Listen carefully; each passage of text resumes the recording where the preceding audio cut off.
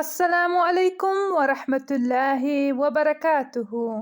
نحمده ونصلي على رسوله الكريم، أما بعد، فأعوذ بالله من الشيطان الرجيم. بسم الله الرحمن الرحيم. ربي اشرح لي صدري ويسر لي أمري واحلل عقدة من لساني يفقه قولي. زموږ د نن ورځې موضوع صبر ده. د صبر لفظي معنی چی شته؟ پهلواني کول، دلیری کول او ځان منع کول. صبر عن الشی معنی چی؟ یعنی ځان منع کول، ځان درول. مثلا ځان درول د ناپسندیده شیانو څخه هم، او ځان درول د هغه شیانو څخه چې د هغه خوښ هم یې، تر څو چې په اعتدال کې واوسو. ځکه چې د اسلام دین دین اعتدال دی. اعتدال څه معنی؟ یعنی میانه روی. او د الصبر الضابه معنی چی ده؟ یعنی یو ځناور د خوراک ورکولو بغیر بندول. د هغې څخه چی فایده اخیستی سو موږ؟ یعنی دا کار ولې کیږي؟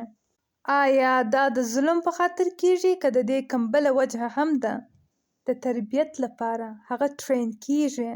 د ټریننګ او تربیت لپاره انسانان خپله لا ځینې وخت په مشقت کې لویږي. ځان باید د یو څه شیانو څخه منع کړي، ځان باید ځینې ودروي. او د دې بهترینه مثال چیش دی؟ په عباداتو کې روژه. روژه د چی لپاره ده؟ د روژې مقصد څه دی؟ چې زموږ په دننه کې صبر او برداشت پیدا سي.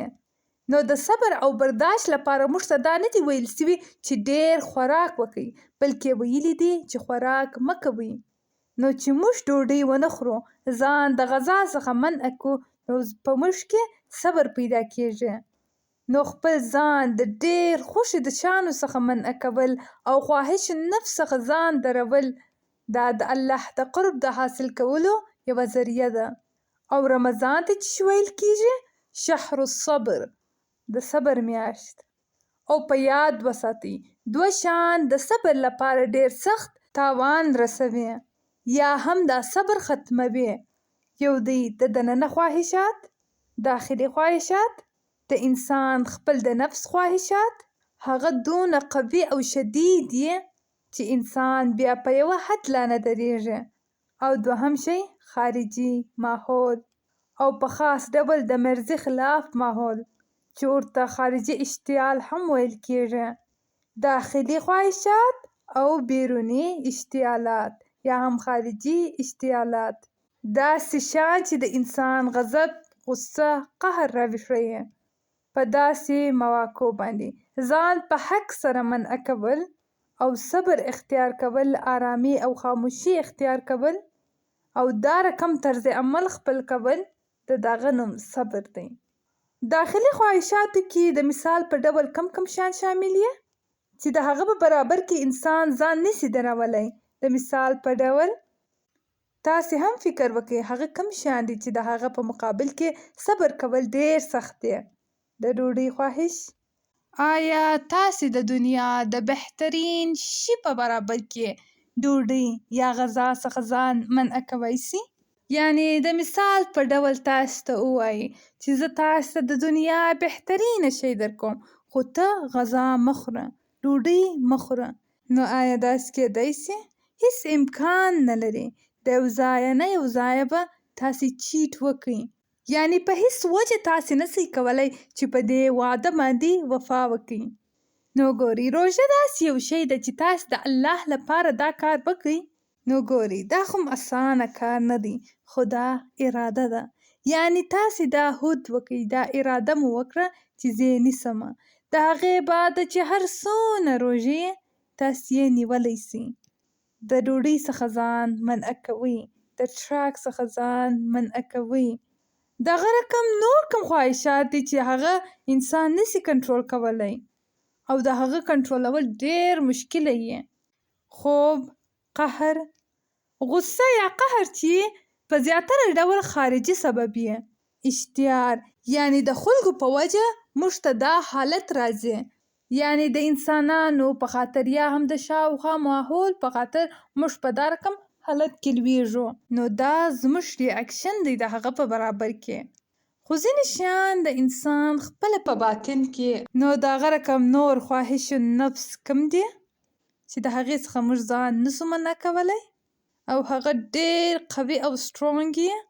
محبت، نفرت، د انتقام جذبه، حسد یا بخل، خوشحالي، غم، حریصتوب او په مخصوص ډول چې زموږ په دننه کې څه احساسات دي لکه جذبات، د زړه دننه خواهشات چې هغه په داسې حالت کې یې چې هغه په هیڅ ډول سره موږ نسو پرېښودلی، د هغه څخه موږ ځان نسو منع کولی.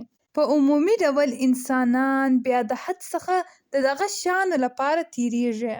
نو بیا د هغې لپاره څه شی ضرور دی؟ صبر د څه شي نوم دی؟ یعنی د جذبات په ځای د عقل څخه کار اخیستل، دغه نوم دی د صبر. په عام ډول که انسان ته غصه او قهر راسي یا هم حسد یا هم د انتقام جذبه ورته راسي او د هغه د زړه کې د اور شولې پخیږي، نو هغه بیا د هوش څخه ډېر د چیش څخه کار اخلي؟ د جوش څخه کار اخلي. د عقل او هوش څخه بیا کار نه اخلي. نو صبر د چیش نوم دی؟ د جوش په ځای د هوش څخه کار اخیستل. او د دې علاوه په دنیا کې موږ د امتحان لپاره پیدا سوي یو او دا امتحان په خاص موقع باندې نه کیږي. دا امتحان هره ورځ یې. مثال که په دنیا کې تاسې یو کورس کوئ یا هم مکتب یا پوهنتون ته ځئ، نو ستاسې امتحان خو هره ورځ نه راځي بلکې معلوم وخت لري. مګر د آخرت امتحان یا هم په دنیا کې چې زموږ وجود دی د هغه امتحان هره ورځ دی، بلکې هره ورځ لا نه هره لحظه یې. او هغه څنګه؟ یعنی موږ ته چې د دید قوت راکول سوی دی، د خبرو کولو قوت راکول سوی دی، د اورېدو قوت راته راکول سوی دی، یا د هغه رقم د تګ و راتګ قوت موږ ته راکول سوی دی، یا هم د څه کار کولو او د هر شي. نو دا ټول شیان د الله په مطابق سره کارول دا خو اسانه کار نه دی. یو وخت مو یو شي ته زړه غواړي، بل وخت مو بل شي ته زړه غواړي. ځینې وخت موږ په یوه مشکل کې لویږو، ځینې وخت هم په بل کې، ځینې وخت د ځان سره جنګیږو، ځینې وخت د بل سره. نو په دغه اساس که موږ په اعتدال سره واوسیږو، میانه روي خوښه کړو، دا خو معلومه خبره ده، دا اسان کار نه دی، دا مشکل ترینه مرحله ده. او دغه رقم هر انسان چې غواړي جنت ته ورسیږي، نو دا خو بیا کیدای نسي چې هغه خپل د نفس خلاف لاړ نسي. یعنی بیا خو دا کیدای نسي چې هغه د تکلیف ده شیانو څخه تیر نسي. لیکن په عام ډول زموږ رویه څنګه یې؟ زموږ طرز عمل څنګه یې؟ زموږ طریقه څنګه یې؟ موږ په کومو لارو باندې ځو؟ د اسانیو په لار. هغه کار غواړو چې وکړو چې زموږ نفس هغه خوښ یې. دا چې زموږ خواهشات راپوره کړي، زموږ خواهش النفس پوره کړي، نو بیا په دغه سره موږ د آرامي احساس کوو.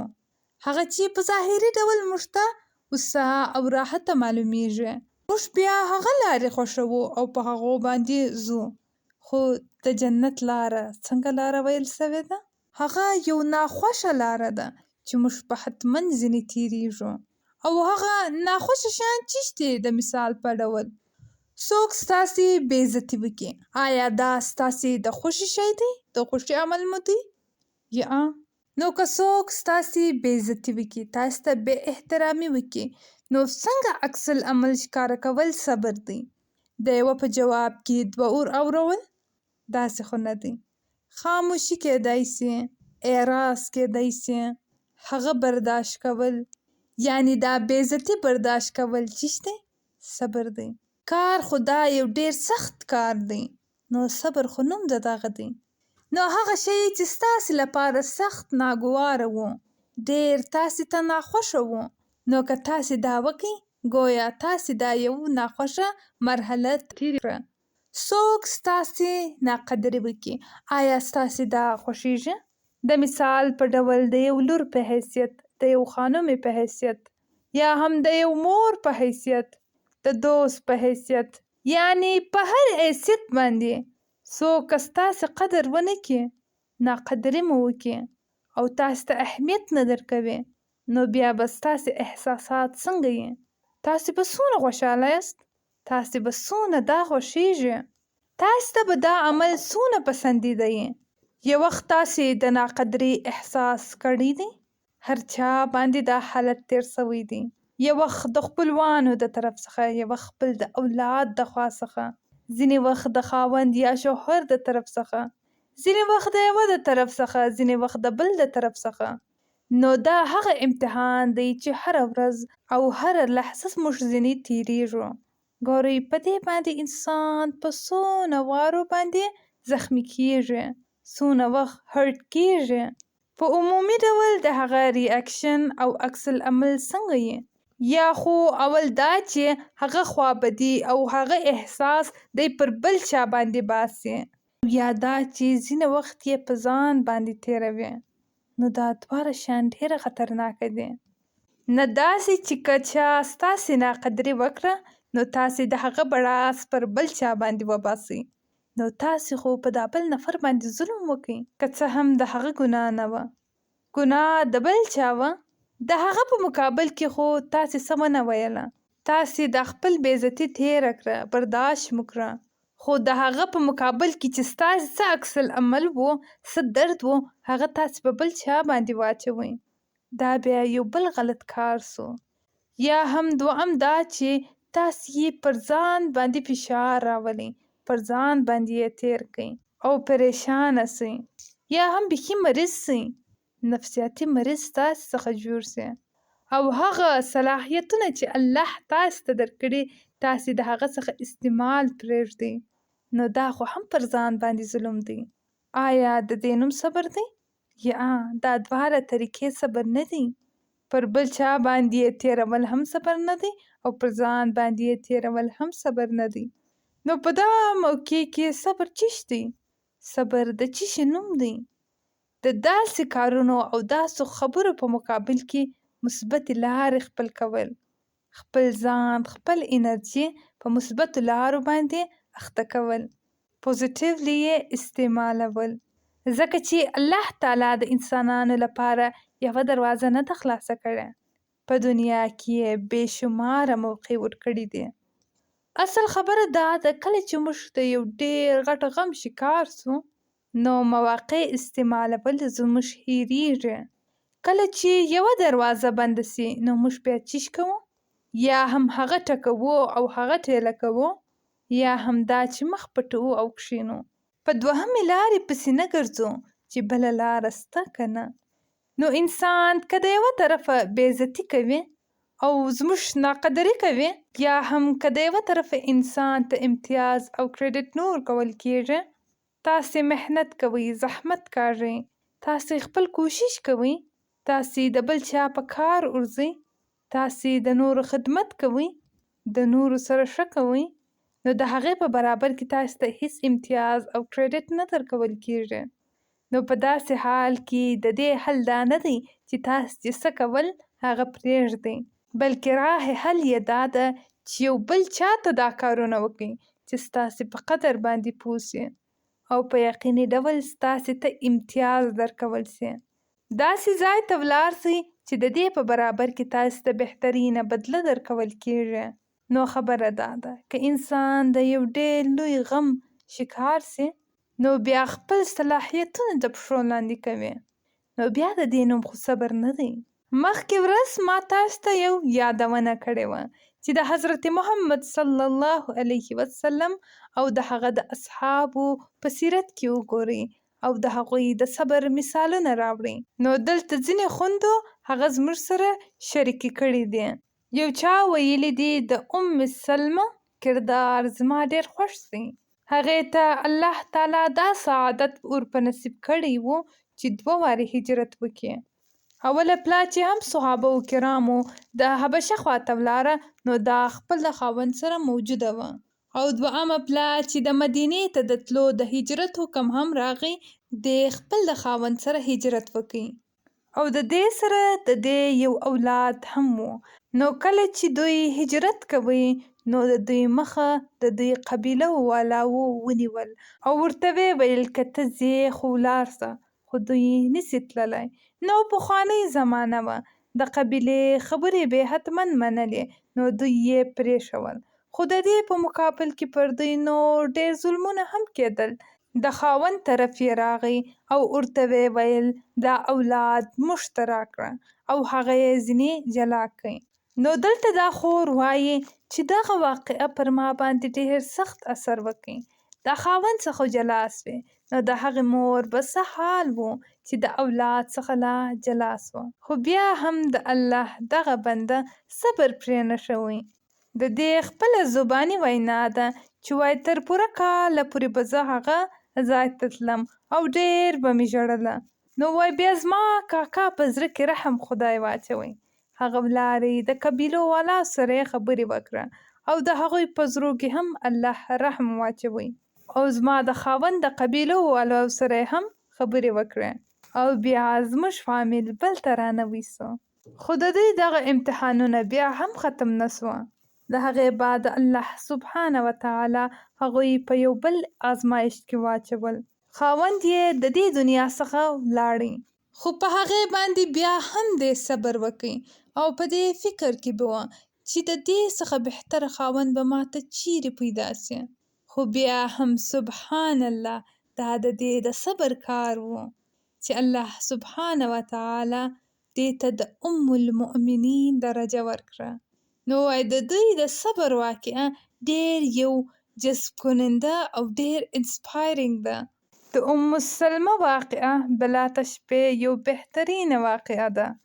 صبر خو انسان ځینې وخت خپل د ذات لپاره هم کوي، خو د دین په برابر کې صبر کول دا عموماً ډېر سخت دی. ځکه چې د دنیا لپاره چې انسان صبر کوي نو د هغې په برابر کې به په دنیا کې خو ضرور د څه ریوارډ یا هم څه درجه ورکول کیږي او څه فایده او انعام به د هغې بعده دستي ورکول کیږي. خو د آخرت لپاره او د یو ډېر غټ شي لپاره او د دین د عام کولو لپاره صبر کول، نو دا په حقیقي ډول دغه صبر دی چې د هغې اجر او صله به انسان ته یوازې او یوازې په آخرت کې ورکول کیږي. نو د دې څخه د صبر یو بل رخ هم موږ وینو چې د تکلیف سره سره که انسان کم نیک کار شروع کړي نو هغه بیا تر اخره پورې ورسوي. په عام ډول موږ د دین د کار لپاره، د دین د خدمت د جذبې لپاره یو نیک کار شروع کوو، خو که په هغې لار کې موږ د یو څه مخالفت سره مخ سو یا هم کم مشکل پیش راسي، که څه هم هغه بیخي غټ مشکل نه یې، حتی تر دې چې کم جسماني تکلیف نه یې، خو بیا هم د خلکو د سترګې او د خلکو اعتراضونه او د خلکو خبرې موږ بیا د هغه لارې څخه را ایسته کوي. نو صبر د برداشت نوم هم دی او د استقامت نوم هم. او دا هغه کس کولی سي چې د هغه په زړه کې اعلی ظرفي اعلی ظرف انسان، ځکه چې د هغه انسان زړه چې ډېر کوچنی وي هغه بیا ډېر ژر بیریږي او په فوري عکس العمل سره ټول شیان پرېږدي. نو تاسې د دغه مثال څخه په دې باندې پوهېدای سي. یعنې مثال که په یو ډېر غټ دریاب کې تاسې غر لا واچوئ هیڅ شی نه کېږي، خو که په یوه ګیلاس کې تاسې ډبره واچوئ نو بیا هغه به څنګه وي؟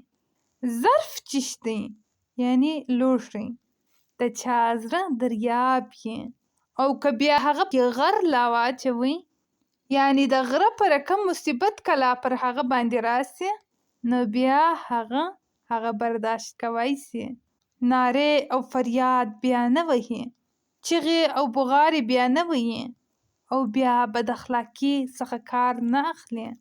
خو د یو چا زړه بیا بیخي د یو ګلاس او د یو پیالې په رقم کیدی سي چې په هغې کې که یوه کوچنۍ ډبره لا ولویږي د هغه حالت چاته معلومیږي، څاڅکي څاڅکي یې د باندې راتوییږي.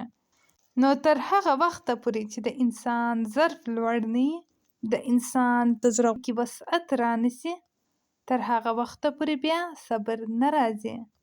دا وسعت څنګه راتلی سي؟ یو چا په ذهن کې یو شی ورځي، د دې وسعت بیا څه راز دی؟ وسعت ولې راسي؟ دا ظرف لوړېدی څنګه سي؟ کله چې انسان دا د صبر اجر په پام کې ونیسي او خپل نیت الله ته پاک کړي چې د انسان کار یوازې او یوازې د الله لپاره سي. چې کله د انسان اړیکه د الله سره جوړه سي، ځکه چې که ستاسې سورس ستاسې منبع غټه سي، نو بیا چې د هغه څخه چیش حاصلیږي هغه هم بیا ډیریږي. مګر که ستاسې دا منبع د صبر حاصلولو د دنیا د وقتي فایده یا هم د ډېر کوچني خوشحالیانې یې، نو د انسان غټ زړه او غټ ظرف نسي کېدی. کله چې ستاسې تعلق او اړیکه د الله رقم هستي سره جوړه سي او بیا تاسې د هغه څخه انرژي واخلئ او په هغه باندې توکل وکئ، په هغه باندې باور وکئ او د هغه څخه کومک غواړئ او خپل معاملات هغه ته وسپارئ، نو بیا به د هغه نتیجه څنګه یي؟ نو بیا چې که د غټ څخه لا غټ شی پر تاسې باندې راسي، ستاسې څه پروا نه کیږي. ولې؟ ځکه چې تاسې پوهیږئ چې څوک شته چې د هغه خیال ساتي. کله چې زه د هغه په لاره یم، نو هغه خو ما یوازې نه پرېږدي. او د دې علاوه د صبر یو بل اړخ هم کیدی سي چې انسان خپل په زړه کې یو څه ناپسندیده شیان وباسي، خپل ځان پاک کړي، خپل تزکیه وکړي، نو د هغه هم صبر دی. موږ د نورو په رویو باندې خو به صبر وکړو، خو خپل په دننه کې دا خپل خطاوې نسو کتلی، خپل کمزوریانې نسو کتلی، دا ناپسندیدې شیانو د ایستلو کوشش بیا نه کوو. یا هم د مثال په ډول که تاسې لیدلي په تاسې تیر سوي تاسې د یو ټسټ لپاره خپله وینه ورکوئ، یعنې بعضې وخت خو تاسې ترخه دوا ټرای سئ، خو که تاسې ته د وینو ورکولو وویل سي، نو بیا چیش کیږي. ستنې په لیدو سره بیا چیش کیږي، خوف او ویره راځي، ځینې وخت خو بیخي ژړا راځي او ځینې وخت خو خلک بیخي ځغلي تښتي. نو په هر حال د ځان تزکیه، ځان پاکول، د ځان څخه مرداره وینه ایسته کول، د دې نوم هم صبر دی. مثال په ډول که څوک زموږ کمی موږ ته ووایي، په هغه وخت کې به زموږ عکس العمل څنګه یي؟ یا هم مثال د چا څخه موږ نفرت پرېږدو. بعضې وخت زموږ خپل په زړونو کې د خلکو په برابر ډېر نفرتونه ساتلي یي. فلاني ماته داسې ویلي وه، اوس خو زه دی نسم بخښلی، خیر مې بخښه. نو اوس په هغه څه کوې؟ بس په زړه کې یې وساته او بیا د هغه رقم یې په زړه کې نو بیا روزه، اوبه ورکوه چې شین سي، ځکه که اوبه ورنکړې خو نو بیا ختمیږي. نو ګورئ دا مختلف بوټي چې موږ خپل په زړه کې د نفرت شنه کړي دي، د هغه راباسل، د هغه ورکول او د هغه غورځول او د هغه هیرول، دغه هم صبر دی. د عفو او درګذر معنا چی شته؟ چې یعنې پاک یې کړي. بعضې وخت دغه شی ډېر سخت یې، نو دا خپل زړه پاکول د دې هم د صبر تقاضا ده. او بیا د هغه رقم د چا په خلاف که حسد یې، بخل یې، د یو چا ښه پر موږ باندې ښه نه لګېږي، د چا کامیابي پر موږ باندې ښه نه لګېږي، که چاته زموږ څخه ډېر نمبر ورکول سو، نو دا خو بیا پر موږ ښه نه لګېږي. یا هم زموږ څخه ډېر یو بل چا ښه خبره کړې، نو دا خو هم بیا پر موږ ښه نه لګېږي.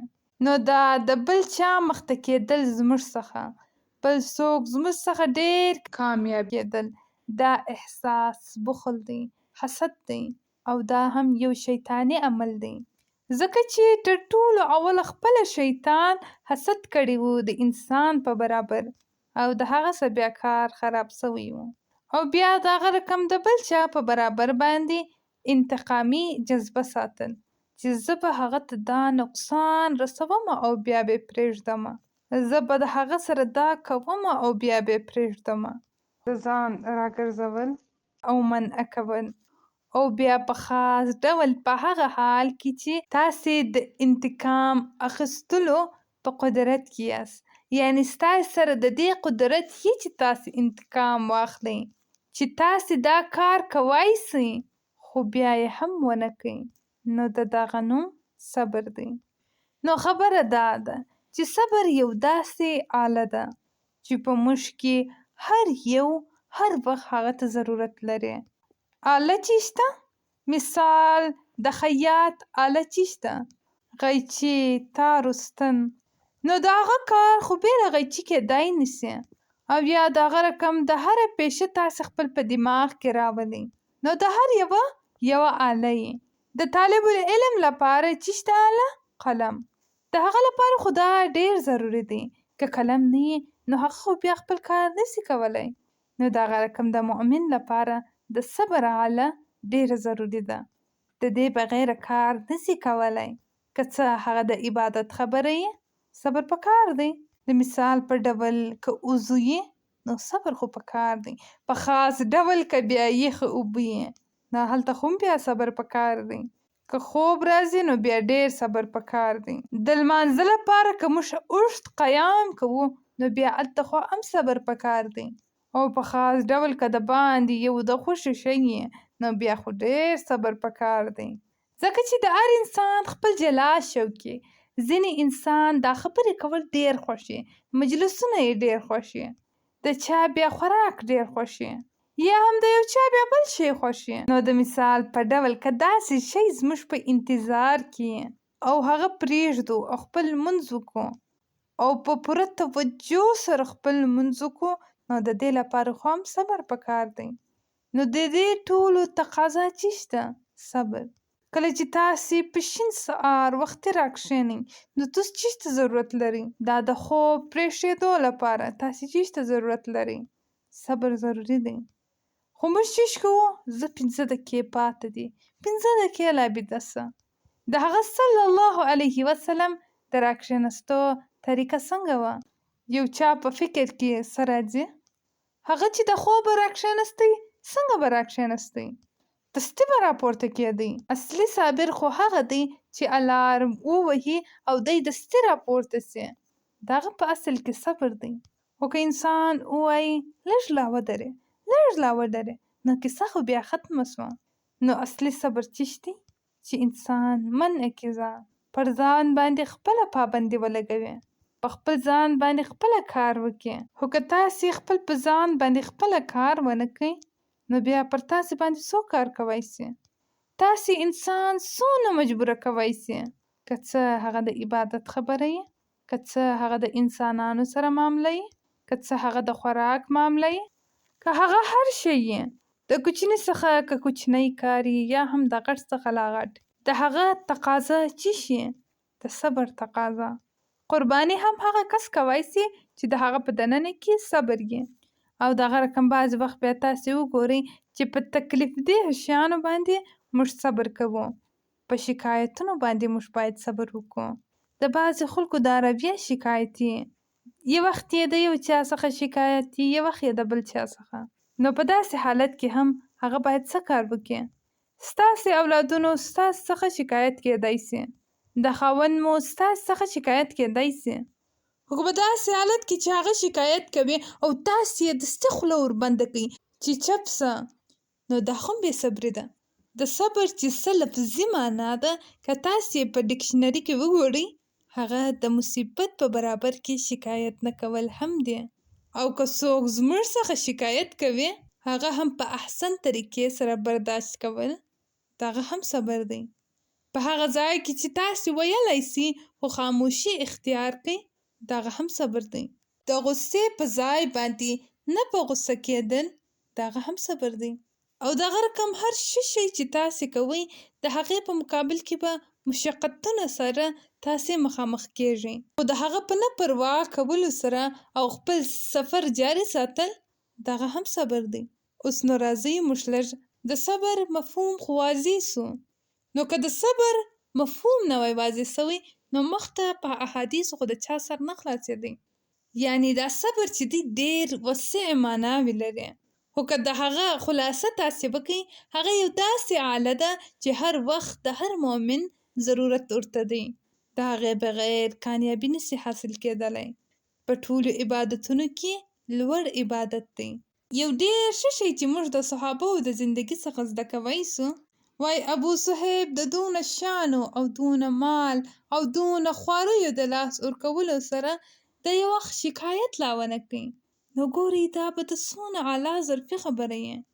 داسې خو یو وخت هم موږ خبرې نه دي اورېدلې چې صحابه به په مدینې کې راټولېدل او خپل د خواریانو خبرې به یې کولې چې پر ما باندې دا تېر سوي دي. چا به ویل پر ما باندې دا تېر سوي دي، زما دا نقصان وسو. یا داسې یوه خبره هم نسته. صحیح دی موږ دا واقعات اورو ځکه چې په دې سره زموږ ایمان ډېرېږي. زموږ دا ټول عملونه بیا موږ ته ډېر کوچني معلومیږي. زموږ خپل قربانیانې بیا موږ ته ډېرې کوچني کې معلومیږي. خو دا شکایت د دوی خپله په ژبه باندې نه دی راغلی چې د الله په لارې کې به دا دونه کارونه او دونه شان په ما ولې تېرېږي. د مؤمن معامله هم عجیبه ده. د هغه په هره معامله کې د هغه لپاره خیر دی او دا صرف د مؤمن لپاره دی. که هغه ته خوشحالي ورکول سي نو هغه شکر کوي چې د هغه لپاره خیر او برکت دی، او که هغه ته تکلیف ورکول سي نو هغه بیا صبر کوي چې د هغه لپاره خیر دی. نو په خوشحالي کې باید موږ څه کار وکړو؟ د حد څخه باید تیر نسو. د خوشي والا شانو کې لا باید موږ اعتدال وساتو او د هغه رقم چې تکلیف ورسیږي صبر کوي او د تکلیف په موقع کې صبر یعنی چی شي شکایت نه کوي، منفي رویه نه اختیار کوي. سپینږیري والی او سپین سري والی دا خو خپل په ذات کې تکلیف دی. او دغه رقم بیا ارسونه چې اولادونه ډېري، بیا د هغو اولادونه، بیا د هغو اولادونه، د هغو ټولو غمونو په لیدو سره خو انسان ته تکلیف رسیږي. صحیح دی په وقت ډول انسان ته خوشحالیانې هم ورکول کیږي. او تاسې وګورئ په دنیا کې د غم، خستګي، خوابدي د دې په مقابل کې دا خوشحالي، راحتي دا ډېره کمه ده. صحیح دی یې داسې کېدای نه سي چې خوشحالي نه راځي. اکثرا دا د خوشحالیانې موقع ډېرې لنډې که څه هم هغه ډېرې یعنې هغه ډېر ژر تېرېږي، ډېر ژر ختمېږي. که ډېر ښه حالات یې ستا سره هر شی یې هغه ډېر ژر تېرېږي. خو که غم یې، بیماري یې، خوابدي یې، مریضي یې ستاسې خپل په بدن کې، یا هم د اولاد څه تکلیف یې، یا هم د خاوند د طرف څخه څه مشکل یې، یا هم د خپلوانو د طرف څخه څه مشکل یې، نو هغه خو بیا ډېره اوږدېږي. نو دا ځکه چې دنیا دی امتحان، نو امتحان خو امتحان دی. نو په امتحان کې چې تاسې د هر لحاظ څخه مطمئنه سئ خو په پوره ډول څخه مطمئنه کېدای نه سئ، نو مؤمن دلته په دې دنیا کې په راحتي سره ژوند نسي کولی. خو صبر د څه نوم دی؟ چې انسان د غم په دریاب کې په غرق کېدو سره لا د مرګ خواهش ونه کړي، ځکه چې ژوند خو یو وارې راکول کېږي او دغه به موږ استعمالوو. او دغه رقم انتظار بیا یوازې انسان ته مایوسي پیدا کوي او دغه رقم بیا د انسان حالت خرابېږي او انسان چې څه کولی دی هغه لا بیا نسي کولی. حدیث شریف راځي د سیدنا ابو هریره څخه روایت دی چې نبی کریم صلی الله علیه وسلم وفرمایل چې الله سبحانه وتعالی فرمایي زما کم مؤمن بنده چې د هغه کم عزیز زه د دې دنیا څخه پورته کم، د هغه ګران، د هغه خوښ او هغه د هغه په مقابل د ثواب په نیت صبر وکړي، نو د هغه په برابر کې د هغه بدله د جنت څخه بل هیڅ شی نه دی. د ډېر خوښو شیانو څخه یو شی د هغوی عزیز خپلوان هم کېدای سي، دوستان کېدای سي، مور و پلار کېدای سي، یا همداسې کس کېدای سي چې تاسې د الله په خاطر د هغه سره محبت کوئ. نو که د داسې یو محبوب انسان وفات شي په عمومي ډول انسان لپاره تر ټولو خوږ شی د هغه اولاد دی. خو د هغو څخه که څوک الله وغواړي او بیا هغه پر صبر وکړي، یعنی د الله څخه شکایت ونه کړي او غم ډېر اوږد نه کړي او ډېر مایوسي او خفګان ښکاره نه کړي، نو الله تعالی د هغه په بدلې کې څه ویلي دي؟ د جنت بغیر بل به هیڅ شی نه وي، یعنی جنت به هغوی ته ورکول کیږي. نو که څه هم صبر ډېر سخت دی، ډېر تریخ دی، خو د هغه بدله ډېره خوږه ده. د حضرت ثابت څخه روایت دی سیدنا انس رضی الله تعالی عنہ څخه روایت دی چې نبی کریم صلی الله علیه وسلم وفرمایل صبر د صدمې په آغاز یا شروع کې کله چې تاسې خوښ سئ او د هغه په برابر کې دستي ستاسې عکس العمل چې شي هغه صبر دی. ولې؟ د دې نوم ولې صبر دی؟ تاسې به لیدلي کله چې تاسې خوښ سئ نو په هغه وخت کې خو به ستاسې ډېر شدید درد یې. کلار درد کمیږي. نو دغه رقم که جسمي تکلیف یې که روحاني که د انسان د طرفه کومه خبره یې یا هم د بل ځایه کم تکلیف یې نو په ابتدا کې څنګه حالت یې چې د انسان ته ډېر شدید تکلیف ورسیږي او بیا کرار سمیږي او په هغه شدید تکلیف په وخت کې که انسان ځان راګرځوي ځان منع کې د نیگیټیو یا هم منفي ریاکشن څخه نو بیا به د صبر ولیکل سي او بیا به هغه ته اجر ورکول سي او په هغه وخت کې موږ باید څه ووایو د څه ویلو حکم سوی دی انا لله و انا الیه راجعون که څه هم یو شم لا مړ سي تاسو به دغه دعا وایاست ځکه چې دا خو د انسان لپاره تکلیف وي چې برق ولاړ سي تاریکه سي یا هم یو شی خراب سي یا هم په آخري وخت کې د ډېر ضرورت په وخت کې یو شی ستاسې همکاري پرېږدي یا هم مثال په ډول تاسې په موټر کې یاست هغه موټر ودرېږي که څه هم تاسې ډېر ضرورت لرئ چې یو ځای لاړ سئ او موټر نه چلانده کېږي نو بیا ستاسې عکس العمل څنګه یي یو شی نه یو شی خو موږ ضرور وایو یو رقم نه یو رقم عکس العمل خو ضرور ښکاره کوو که څه هم چیش کېږي موټر باندې غوسه نه کېږي موټر خو یو شی اورېدی لا نیسي موږ خپل ځان ته خپله اوروو او شاوخوا فرشتې لیکي او بیا هغه د همیشه لپاره هلته لیکل کېږي او محفوظ ساتل کېږي نو خبره دا ده چې صبر د صدمې په آغاز کې کله چې ته خوښ سوې تا ته څه صدمه در ورسېدل ستا په ابتدا کې په اول کې په آغاز کې ستا عکس العمل څنګه و د هغې بعده خو چا ته پوه کړې چا ونیولې چا اوبه درکړې صحیح دی هغه وخت خو صبر راځي نو دا خو صبر نه دی دا خو یو طبیعي پروسس دی په هر حال په دې هفتې کې په ځان کې فکر وکړئ چې تاسې ته په تکلیف رسېدو سره